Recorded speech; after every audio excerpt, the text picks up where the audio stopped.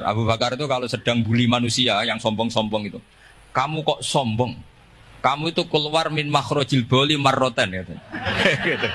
Supaya orang tidak sombong itu disilakan manusia itu yakhruju min makhrajil bauli apa? Marrotan. Kan kamu keluar dari makhrajil bauli berapa?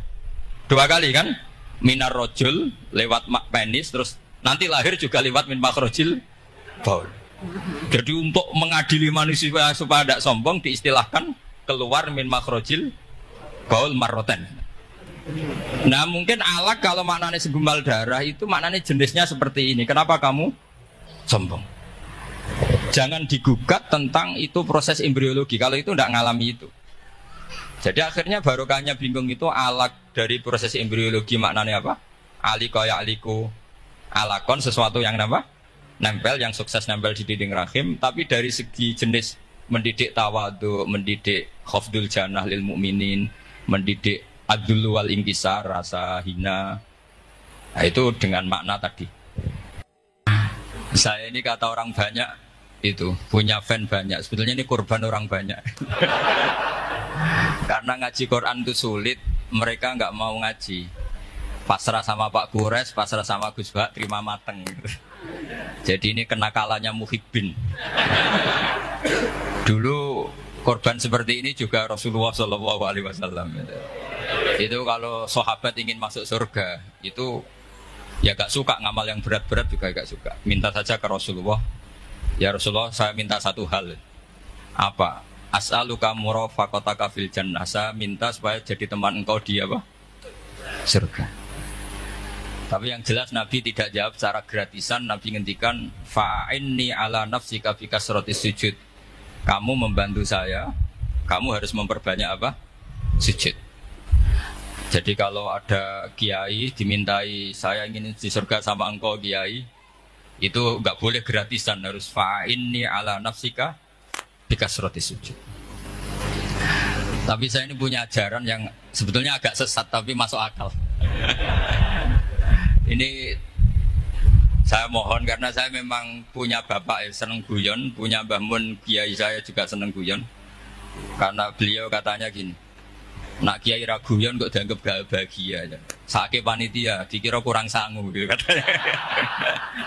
Sehingga ajarannya beliau-beliau memang sementara orang Islam itu pokoknya guyon ketok bahagia dengan Islamnya, bahagia dengan Tuhannya, bahagia dengan nabinya. Qul bi fadlillah wa bi rahmati fa bidzalika walyafrah. Lah bahagia paling gampang ekspresinya nggih guyon niku. Ngetokno di Alphard dadak repot. Ngetokno di dhuwit akeh dadak repot. Nak guyon nak murah nggih. Itu beberapa sahabat itu saking cintanya Nabi itu cara berpikir kayak teman saya itu sering nasihatin saya, Gus ojo soleh teman-teman engkau nak ning swarga mari bareng Mbah Mun sungkan katanya. Jadi kalau terlalu soleh kan surganya sama guru-guru kita kan tidak enak itu. Kalian kalau di surga kan nggak kebayang, mesti polanya kayak apa gitu. Lama punya istri tidak cantik, di sana apa? Cantik. Nah itu kalau jejer guru kan sungkan. Gitu. Jadi makanya kata teman saya, soleh pas-pasan ya Gus, ben swargane nggak sama siapa? Mbah Mun katanya, sungkan katanya. Nah ternyata pikiran itu juga ada di sahabat. Ya Rasulullah saya puas-puaskan melihat engkau di surga. Kenapa? Saya tidak mesti masuk surga. Kalaupun di surga beda kelas dengan jenengan. Jadi para sahabat ya sadar, kalaupun di surga beda kelas dengan jenengan. Tapi pelajaran yang kita bisa terima adalah bahwa semuanya itu harus ada amal kita. Sehingga Nabi ngendikan fa'inni ala nafsika bikasrotis sujud. Maka tolonglah saya untuk mengabulkan permintaan kamu dengan memperbanyak apa? Sujud. Saya akhir-akhir ini sering kampanye tentang sujud. Caranya gimana? Ini sekaligus untuk anak-anak PSG utamanya karena yang mengkaji Quran. Kata ulama, mentahbib ya, menyenangkan orang kepada Allah itu butuh bayina. Bayina itu logika yang kebenarannya itu cara Jawa itu jelas welo-welo, sangat jelas. Namanya al-bayyinah. Saya ulang lagi ya, namanya apa? Al-bayyinah. Sehingga dengan logika itu orang yang kafir saja menjadi mukmin, yang fasik menjadi soleh, yang soleh bila ilmin menjadi soleh bil ilmi atau bil hujjah.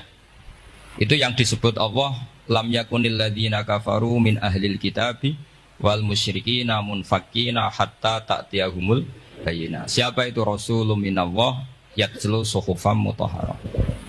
Jadi kemampuan argumentatif itu yang harus kita bela-belain. Saya di sini sangat terhormat karena saya bisa matur di depan Pak Kures. Saya dulu sering baca buku-buku beliau. Jadi saya nggak mungkin jadi pesaing beliau karena saya ini saya ngidolakan beliau, jadi nggak mungkin jadi pesaing beliau. Tapi kalau mutammim ikut menyempurnakan keinginan besar-besar beliau mewujudkan Islamiyah wasatiyah, insya Allah diminta atau tidak diminta harus kita bantu. Harus apa? Nah, bayinahnya apa? Bayinahnya begini. Bayinah itu satu argumentasi yang jelas begini. Ada seorang ekstremis itu, singkat cerita mau ngebom tempat-tempat maksiat. Yang maksiat ini orang-orang Islam juga. Tapi saya tidak nuduh sampai pokoknya orang-orang Islam juga. Kan? Terus ditanya sama orang Islam moderat, andaikan mereka nanti mati dalam keadaan demikian, aina masiruhum, lalu mereka kemana? Ya ilanar, karena mati dalam keadaan maksiat. Terus ditanya sama yang moderat tadi, moderat soleh maksudnya, bukan moderat liberal, moderat soleh. Karena orang kadang salah paham, moderat itu pikirannya terus liberal, tidak, moderat soleh. Terus kata si moderat tadi, akan ada lika muradan Nabi, apa umatnya masuk neraka itu yang diinginkan Nabi? Kaget si ekstremis tadi, kebetulan ini ekstremis yang masih mau mikir.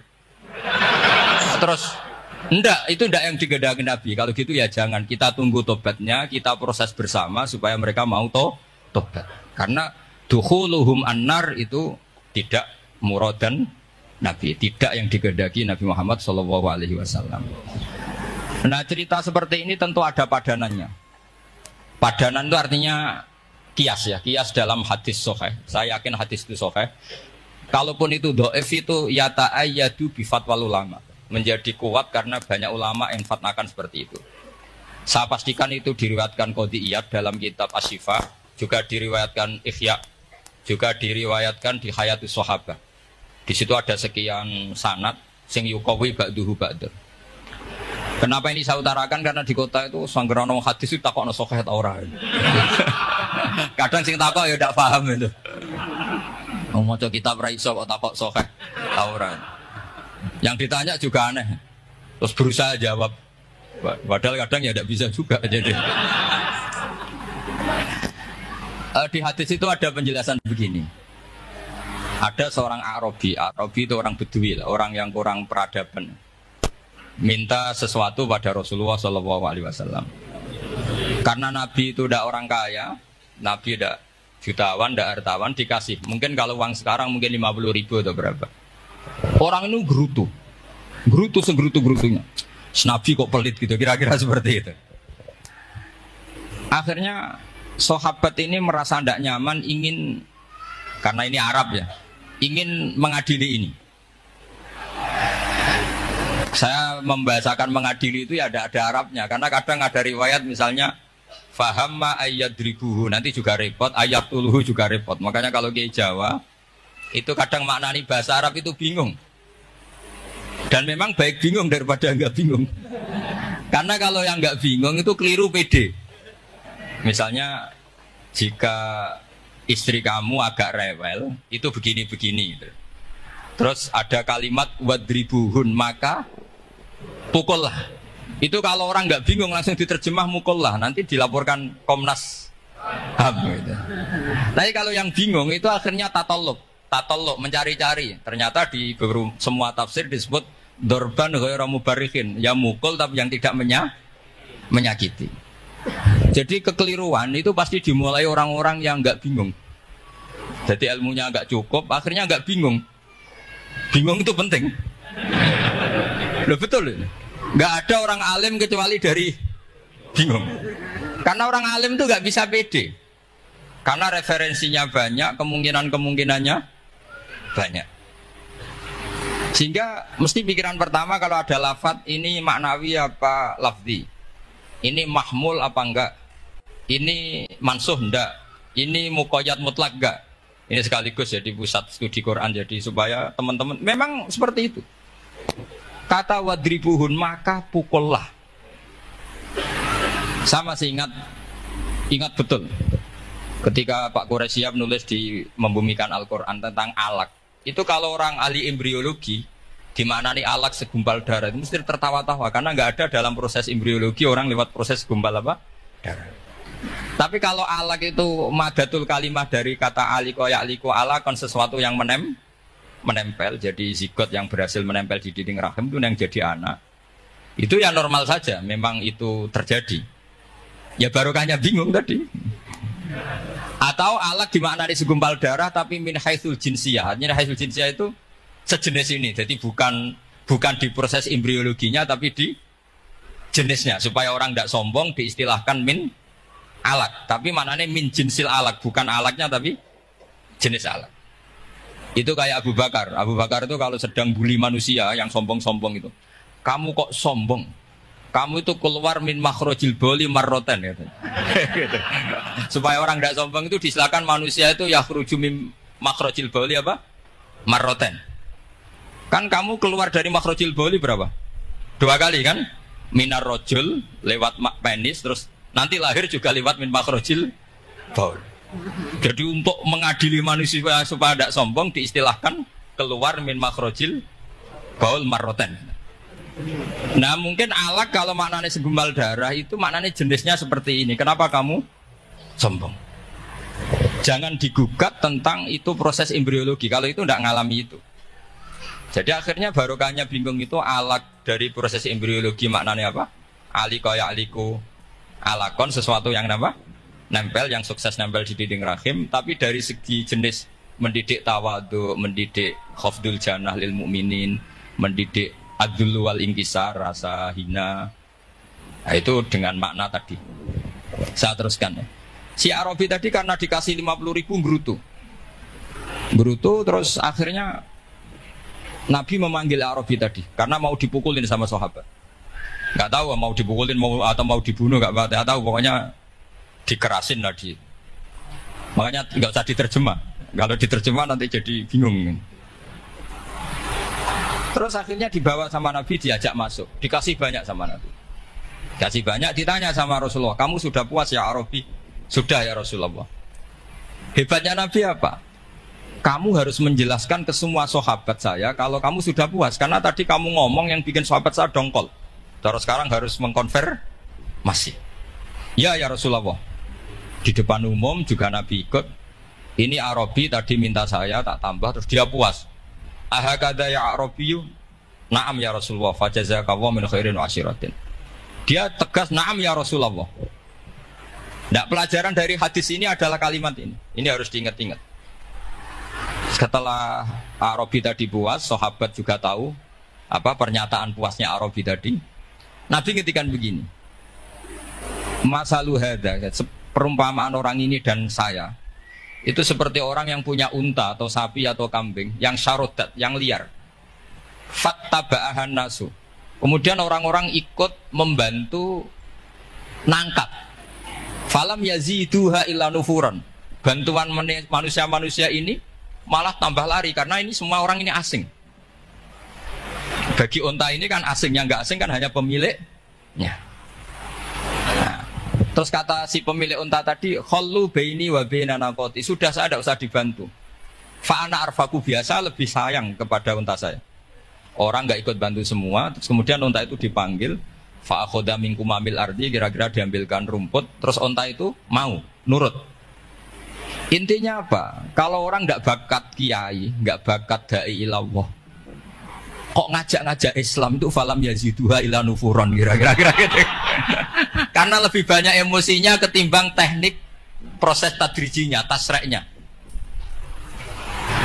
Akhirnya itu jadi pelajaran ke kita. Pelajaran kedua, Rasulullah ngendikan begini. Andaikan kamu membunuh si Arabi tadi, bahasanya yang membunuh. Kalau ini tak terjemah gak apa-apa, wong andaikan saja.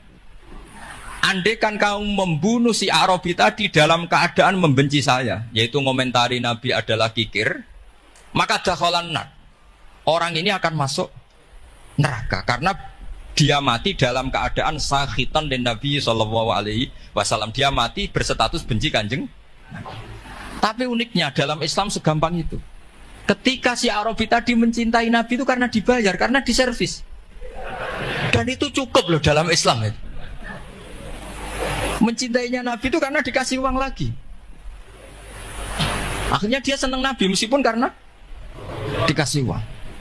Tapi jangan diteruskan, setelah senang Nabi dibunuh masuk surga, ya tidak usah gitu. Nanti jadi repot tadi. Tapi intinya apa? Islam itu semudah itu. Yang menerima kebenaran karena servis saja diterima sama Allah Subhanahu wa ta'ala. Nah ini di sini pentingnya kiai-kiai yang wasatiyah, yang ceria, yang gampang. Karena kita tidak ingin tanfir. Saya kemarin bikin makalah untuk 100 harinya guru saya Kiai Haji Maimun Zubair. Tak beri judul Al-Intisar Lima Dhaibi Syekhina.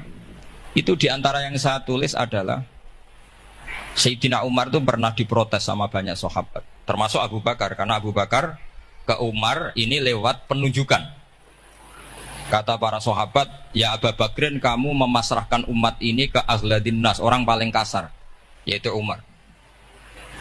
Tapi apa? Ketika ada sahabat yang memberanikan diri tanya Sayyidina Umar, namanya Abdurrahman bin Auf, kenapa engkau kasar pada umatnya Rasulullah SAW?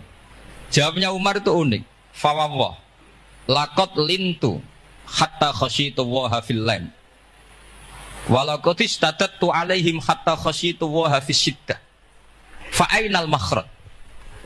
Saya ketika lunak sama manusia, sebetulnya saya juga takut Allah.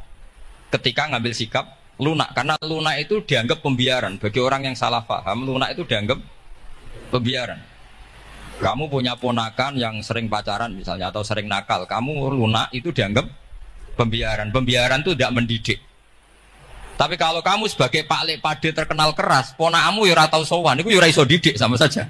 Ora kok berdidik, sowan saja enggak berani, ketemu kamu lari gitu.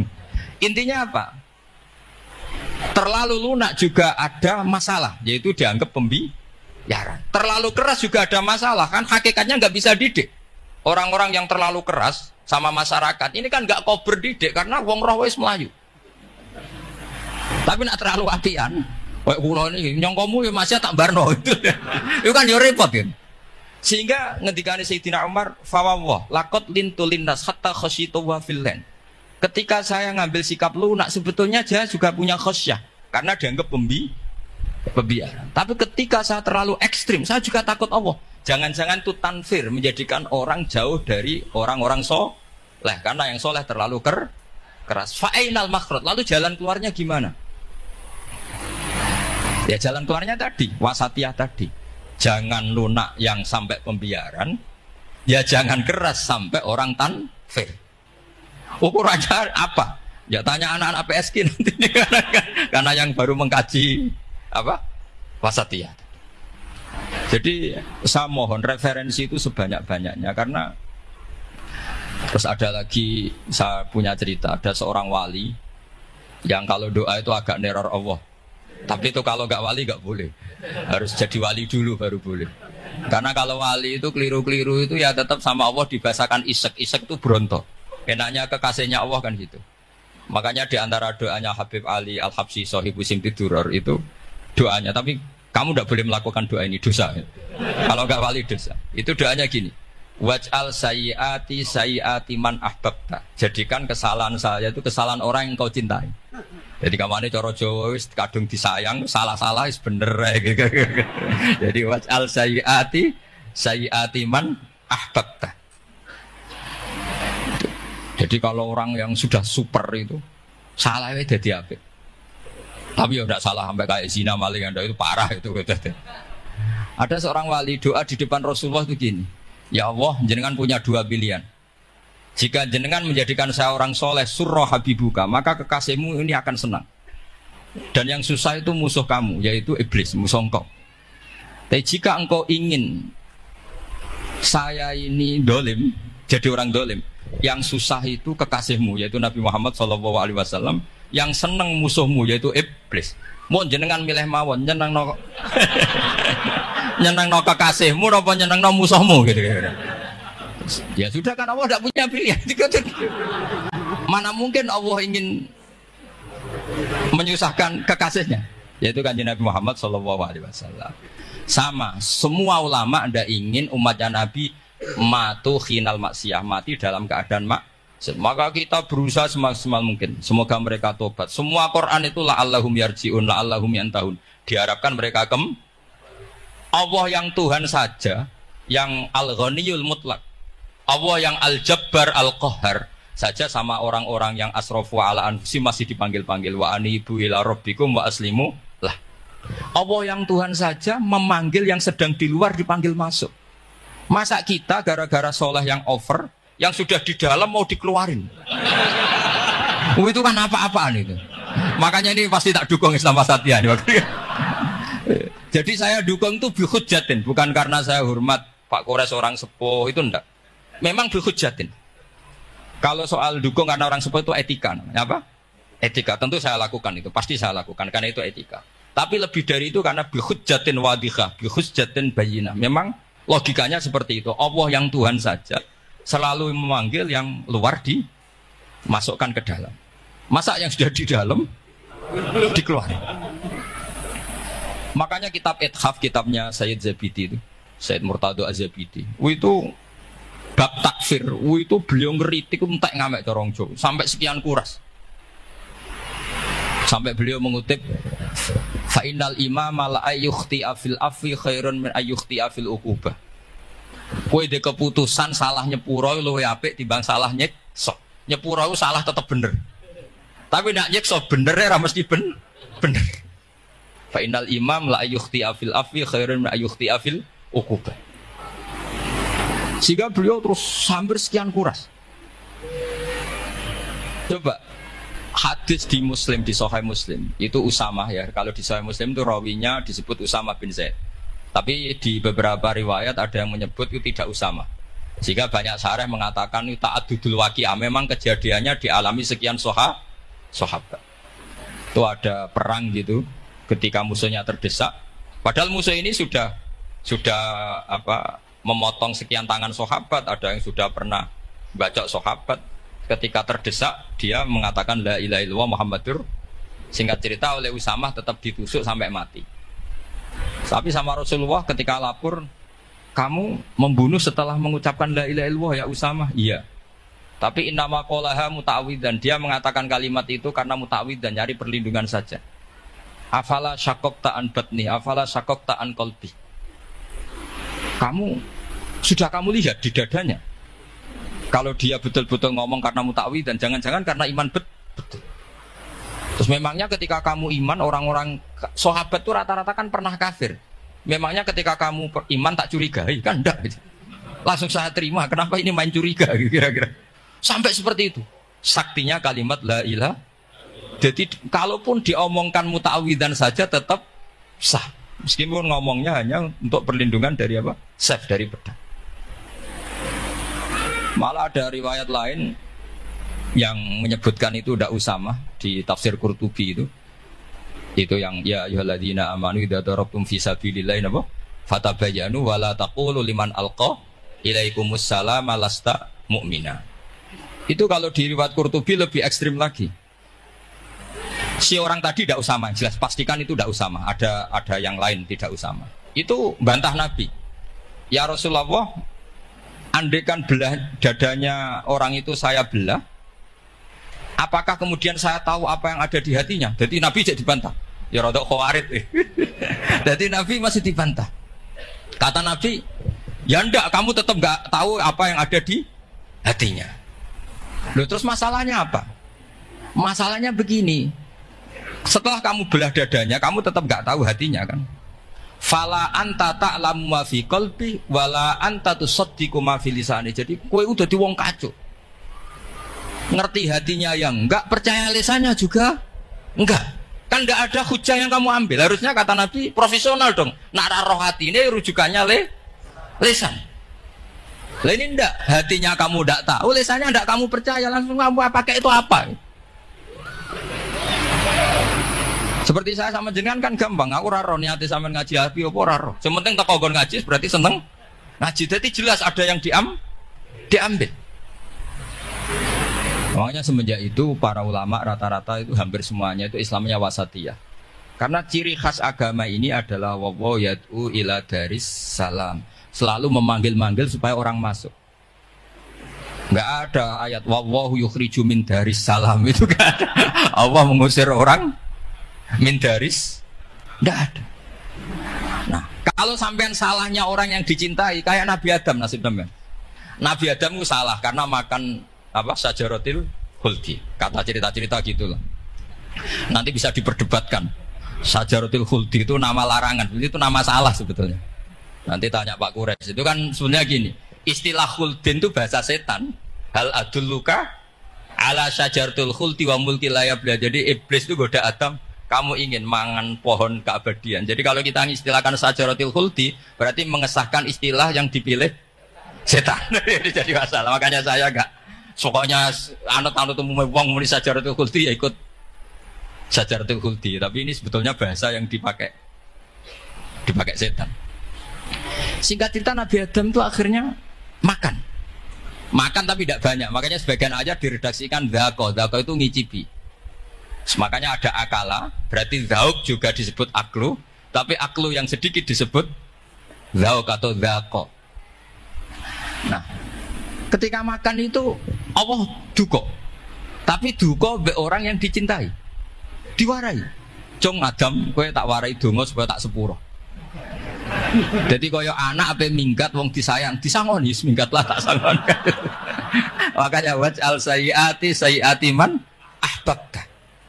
Disangoni fatalaqa Adam min rabbi kalimatin fataba alaih.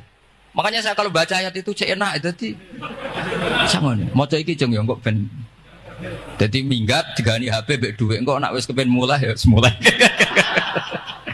Makanya itu jadi Quran itu luar biasa. Akhirnya Nabi Adam yang benar diusir tapi sudah bawa bekal diwarai mbek pangeran.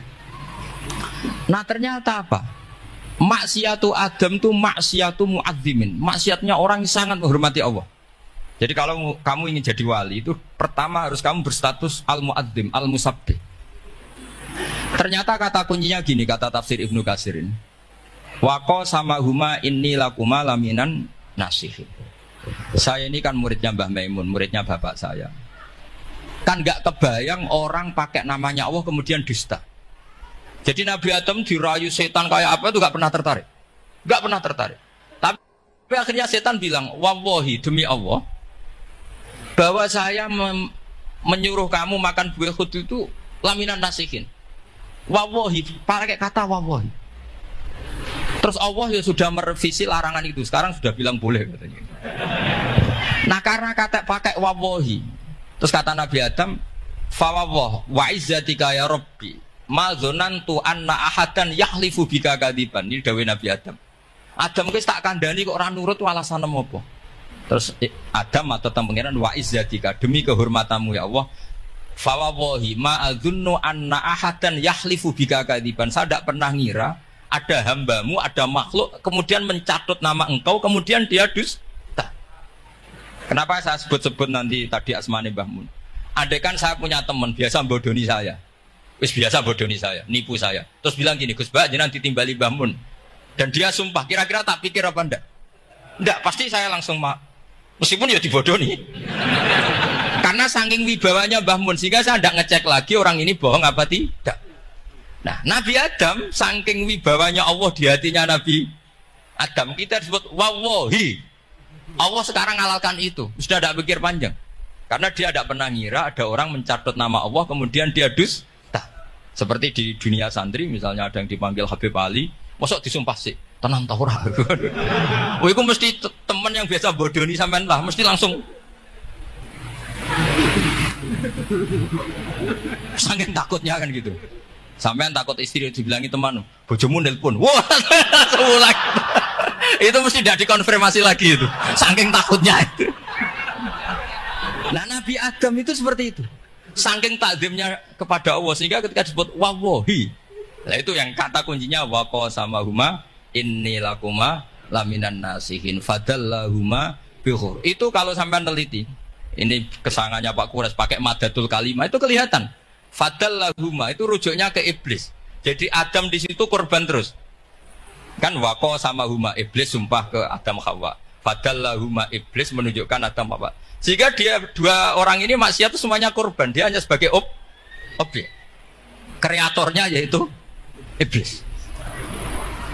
Tapi Nabi Adam sampai tertipu tuh gara-gara tadi. Wa izzatika ya Rabbi. Ma'adzunnu anna ahadan yahlifu bika kadziban. Ketika menyebut nama engkau, saya tidak pernah mengira ada orang yang menyebut nama engkau kemudian dia dusta. Saya bayangkan orang paling brengsek sekalipun teman saya kalau bilang Gus sampean dipanggil Mbah Mun, tentu tidak saya pikir lagi. Atau di pondok sini, Kang diceluk Habib Ali, ditimbali Habib Ali. Sampean konfirmasi apa enggak? Enggak kan? Apalagi ini Allah Subhanahu wa ta'ala. Jadi wong nek bakat wali. Itu begitu. Nah, kalau jenis ini kok salah? Itu waj'al sayyiati man ahbab. Kanjeng Nabi dalam lahirnya juga pernah salah dalam lahirnya. Karena Nabi memberi izin orang-orang munafik gak ikut perang. Salahnya secara fikih adalah kewajiban perang zaman itu.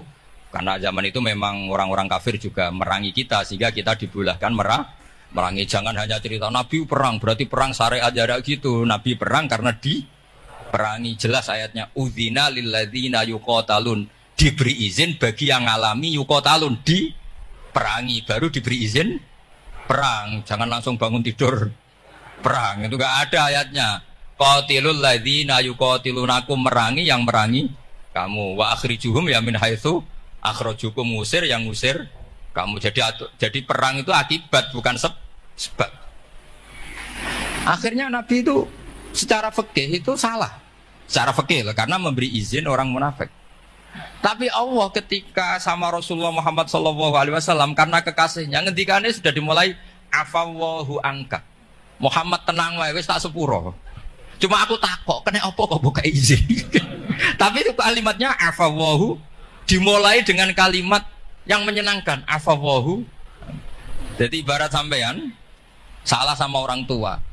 Wes sepeda mbok ora pamit itu serapa salah. Cuma aku tetap takok alasan apa gitu loh. Tapi bilang wis gak apa-apa, Jung. Sepeda motor iki mbok gowo, mbok dol iku ora apa-apa. Cuma aku takok kena apa. Tapi mukadimahe ora apa-apa sih. Kayak apa Allah sama nabinya. Jadi mengkonfirmasi saja dimulai dengan afawwahu an. Lima adin talahum. Wong karwan wong munafik gak ndek ngamal malah ora ira perang. Ya malah ora tau khidmah agama. Jadi makanya terus orang-orang soleh kalau berdoa apa? Waj'al sayyiati man ahbab. Ya Allah, jadikan kesalahan saya adalah kesalahan orang yang kau cintai. Nah, yang paling dicintai Allah tentu umat Rasulullah sallallahu alaihi wasallam. Saya tak beri ijazah. Kali ini tak ijazahkan enggak apa-apa karena ini hadis sahih musalsal. Umatnya Nabi kok gak enak bi. Kontrak mbek pangeran sebelum salah itu sudah ada kontrak. Makanya Nabi itu ngendikane bangga sekali. U'titu khamsan lam yu'tahunna nabiyyun qabli atau ahadun min qabli. Saya diberi 5 hal hadiah sama Allah yang umat sebelumku, nabi sebelumku tidak diberi hadiah itu. Di antara hadiah itu terbesar adalah wa'u'titu khawatimah suratil Baqarah. Saya diberi hadiah akhir dari surat Baqarah. Kok ada hadiah gimana? Allah itu sudah naikkan kontrak dengan kita. Kita disuruh doa sama Allah. Rabbana la tu'akhidna in nasina waqta. Ya Allah, suatu saat saya salah. Padahal kita pasti salah. Suatu saat Gusti ya. Suatu saat kita salah. Jangan kasih sanksi loh. Oke, mau oke. Itu kok udah enak gimana? Sebelum kita salah terus naikkan kontrak sama Allah. Rabbana la tu'akhidna in nasina aw akhtana. Ya Allah, jangan jatuhkan sanksi kepada kita jika suatu saat saya lupa atau salah. Qala na'am. Allah jawab, nah. Makanya Nabi senengnya bukan main tentang apa? Saya diberi hadiah akhir surat Baqarah. Tapi sekarang jadi fitnah tadi. Yang Kiai NU baca itu dipakai tahlilan. Kadang-kadang yang baca agak paham. Yang kritik juga agak paham. Jadi ya sudah innalillahi wa inna ilaihi raji'un. Sebetulnya itu diabadikan di tahlil itu karena itu surat yang luar. Tapi sebagian yang baca agak paham sehingga ya dingin saja wong enggak paham. Tapi kalau kita yang paham itu luar biasa, wong belum salah sudah ada perjanjian la tu'akhidna in nasina aw akhtana. Sama Allah dijawab, nah, iya mat, umatem nak salah orang langsung tak siksa. Aman. Maksudnya dintain tobat aja terus salah terus. Kayak apa? Makanya beda. Nabi itu begitu bangganya dengan surat akhir surat apa? Baqarah.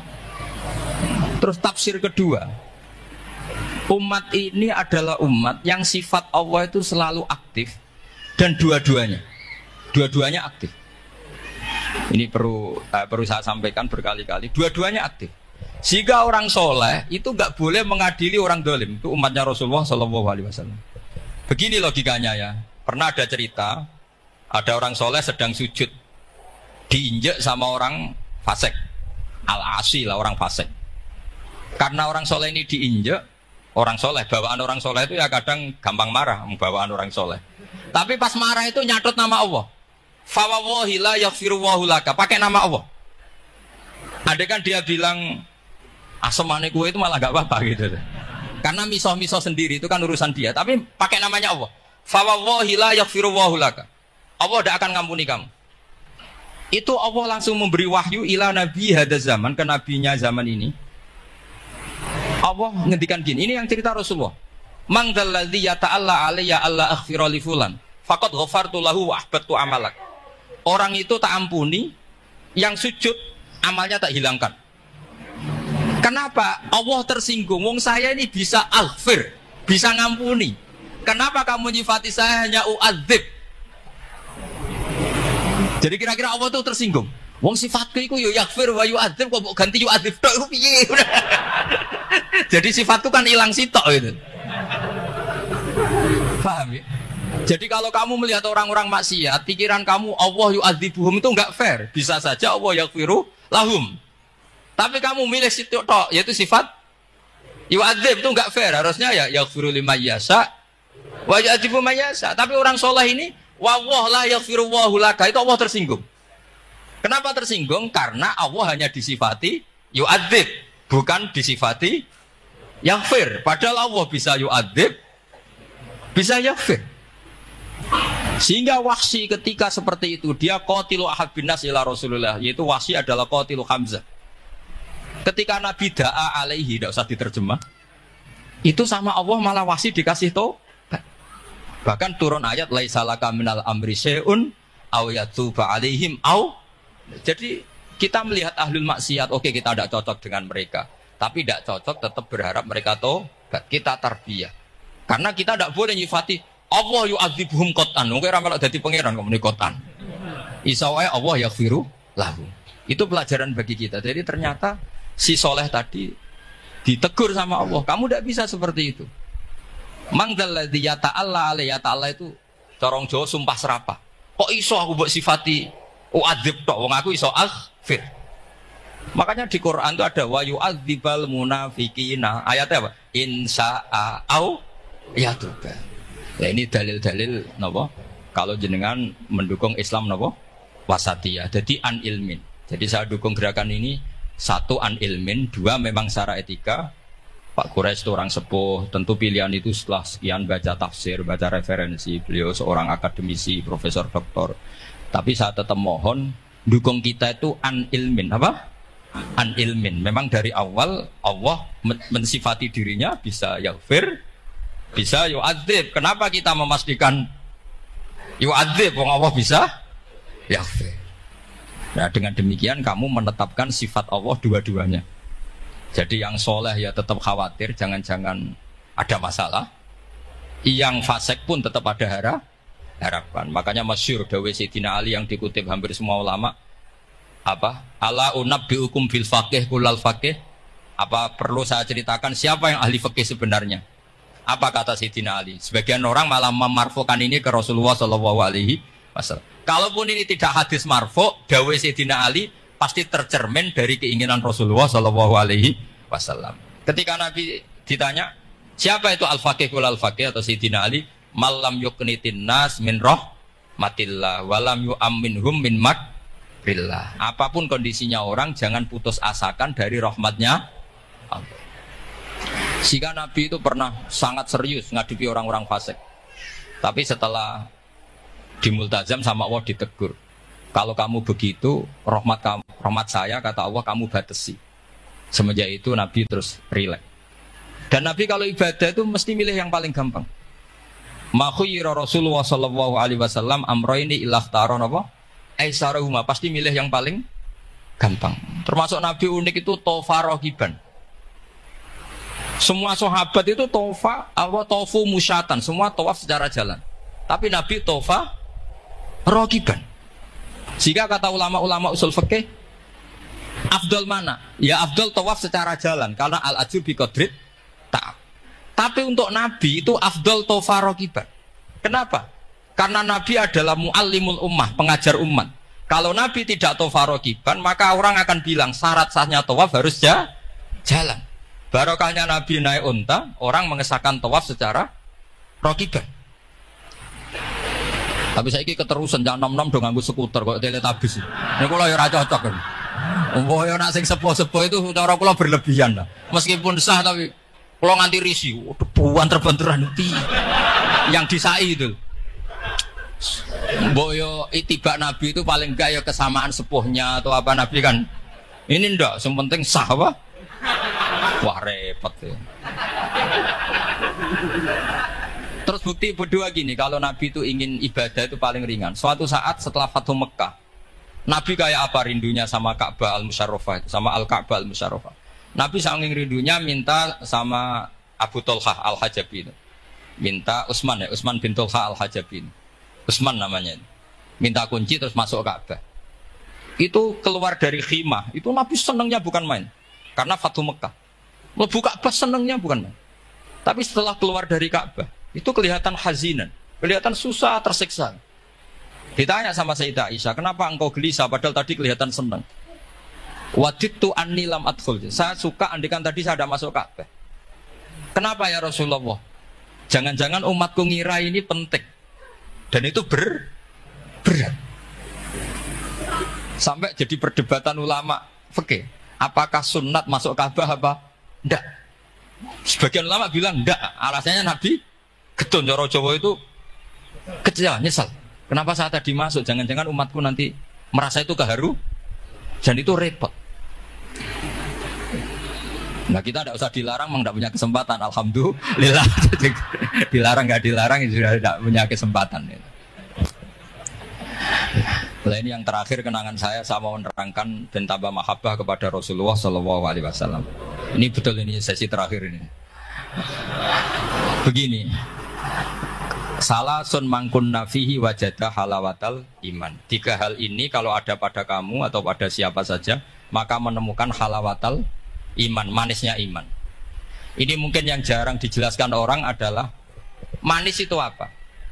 Kata Ibnu Hajar al-Asqalani sebagai pensarah Bukhari, termasuk manisnya manis adalah al-iltizat al-aqli, merasa nyaman secara berpikir.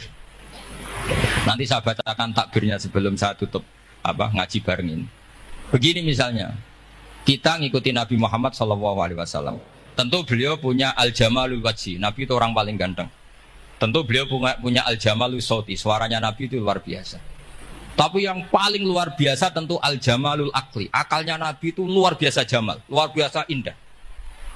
Artinya gini, andaikan Anda seorang profesor atau seorang alim alama, seorang kiai yang paling alim, terus dikasih tahu Nabi, misalnya dikasih tahu Islam, sing gawe donya iki, iku Fir'aun.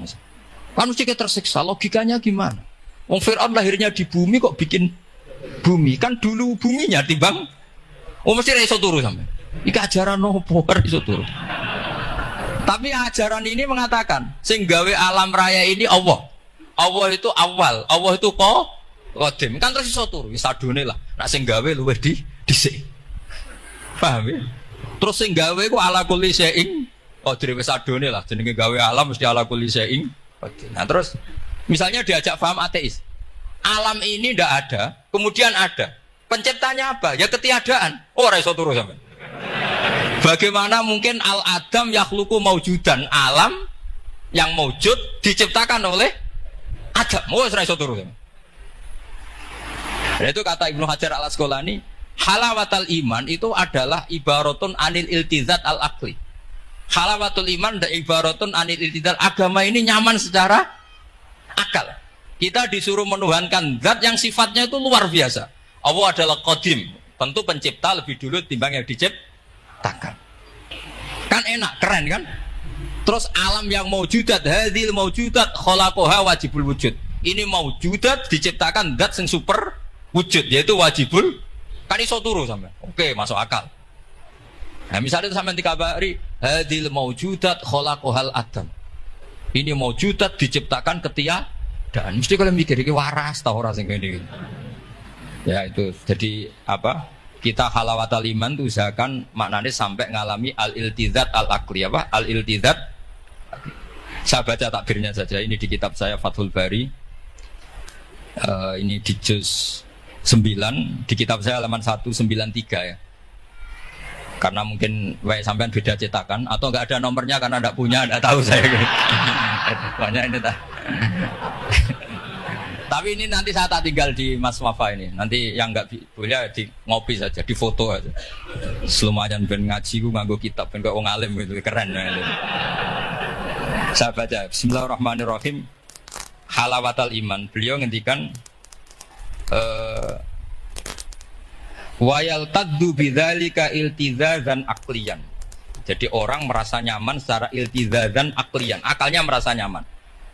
Idzil iltizat al-aqliyu idrakuma huwa kamalun wa khairun min haitsu huwa kadzalik. Jadi beliau mencontohkan gini. Kamu disuruh minum obat. Beliau contohnya itu kamu disuruh minum obat. Tentu secara watak kamu tidak senang karena obat itu pahit. Tapi kamu merasa nyaman setelah sakit minum obat merasa nyaman karena ada harapan sembuh. Jadi watak kamu tidak senang, lidah kamu tidak senang karena pahit, tapi akal kamu senang. Wah enak aja bar disuntik, bar diinfus, bar minum obat. Berarti itu namanya iltizazan aklian. Akal kamu merasa apa? Nyaman karena telah melakukan sesuatu yang sesuai akal. Tak baca misalnya al-murad bil hubbi huwa al-hubbul aqli alladhi huwa itharu ma yaqtadi al-aqlu salimu rujhana wa in kana ala khilafi hawan nafsi kal marid yu'afu ad-dawa bi tab'i fayanfaru anhu wa yamilu ilai bi muqtada aqli. Kayak kita sakit tentu dioperasi itu tidak senang, bayangno wedhus apa usus dewedel-edel kan enggak senang. Secara hawan nafsi. Paham ya? Tapi secara akal karena kamu divonis usus buntu, senang mana setelah dioperasi sama sebelumnya? Lah, senang dioperasi itu namanya al-iltizat al-aqli. Ini kata Ibnu Hajar al-Asqalani. Wal aqlu yaqtadi rujhana janibi dzalik. Nah, teruskan. Idzil iltizat al-aqli idrakuma huwa kamalun wa khairun min haitsu huwa. Jadi saya bayangkan makanya saya kalau baca Quran itu sering saya nangis. Misalnya tadi, am khuliqu min ghairi syai'in am humul khaliqun am khalaqus samawati wal ard. Masa alam raya yang wujud ini semua mau wujudat, kemudian dirumuskan bahwa penciptanya adalah al-adam, kenihilian, nihilisme. Kebayang nggak sampai ini suatu ruga misalnya? Ono nabi terus congkoe kudu iman, alam raya ini sing wujud diciptakno ketiadaan. Wes ra iso turu yakin dan bener itu. Tapi kalau nabinya bilang hadhil awalim atau hadhil alam khalaqaha Allah. Allah itu siapa? Al-Qadim. Wajibul wujud ala kulli syai'in qadir lahul asmaul husna lam yalid walam yulad walam yakul lahu kufuwan ahad. Oke, keren kan gitu. Lha iku jenenge al-iltizat al-aqli. Kalau kamu sudah ngalami seperti itu, wajada halawatal iman. Terus kata Ibnu Hajar al-Asqalani, terus wa yu'abdirus syara', syara' yaitu Rasulullah sallallahu alaihi wasallam membahasakan al-iltizat al-aqli dibahasakan dengan halawatal iman. Jadi halawatul iman itu kamu harus ngalami al-iltizat al-aqli. Seperti misalnya dalam hukum sosial, kata ulama-ulama, laulam yakun ma ja'a bi Muhammadin dinan lakana fi aqlin nasi hasanan. Andai kan Muhammad tidak mengatasnamakan itu agama, akal pun mengatakan itu baik. Coba ajaran kita, ambek bojo sing apik, ambek anak sing apik, ambek tangga sing apik, itu kan enak. Coba kalau ajarannya gini, bojo tabuki wae kesuwen, kon bingung, iki ajaran apa kan kaget. Ambek tonggo, sing kondel, gak ngono tidak kok. Iku ajarane Nabi, apa ajarane ekstremis kan bingung. Jadi makanya laulam yakun maja bi Muhammadin dinan lakana fi aqlin nasi hasanan. Itu namanya al-iltizat al-aqli. Saya kira demikian, mohon maaf. Assalamualaikum warahmatullahi wabarakatuh. Waalaikumsalam.